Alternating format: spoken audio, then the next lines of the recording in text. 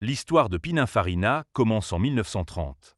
En Italie, avec Battista Pininfarina, un carrossier visionnaire installé à Turin, à une époque où les voitures sont surtout fonctionnelles. Farina a une idée simple mais révolutionnaire. L'automobile peut être belle, élégante, presque artistique. Très vite, son atelier se distingue par des lignes pures, équilibrées, inspirées à la fois par l'aéronautique et l'architecture. Le tournant majeur arrive après la Seconde Guerre mondiale, lorsqu'il collabore avec Ferrari.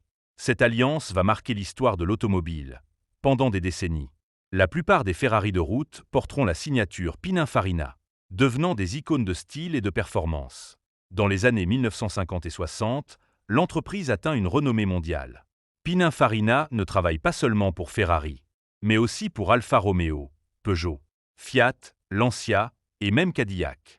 Son style devient une référence, sobre, intemporel, jamais excessif.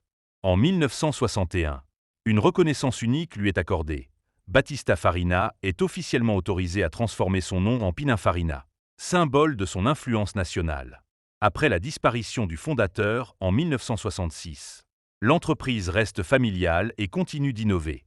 Elle ne se contente plus de dessiner des voitures, elle les conçoit, les développe et parfois les produit pour les plus grands constructeurs mondiaux.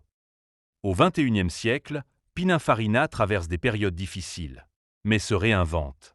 En 2015, la société est rachetée par le groupe indien Mahindra, tout en conservant son identité italienne. En 2018, le constructeur annonce qu'il lance sa première voiture avec son logo, alors qu'auparavant il ne s'agissait que d'une signature. Aujourd'hui, Pininfarina ne se limite plus à l'automobile. Elle dessine des voitures électriques hyper performantes, comme la Battista, mais aussi des trains, des yachts, des objets de luxe et même des bâtiments.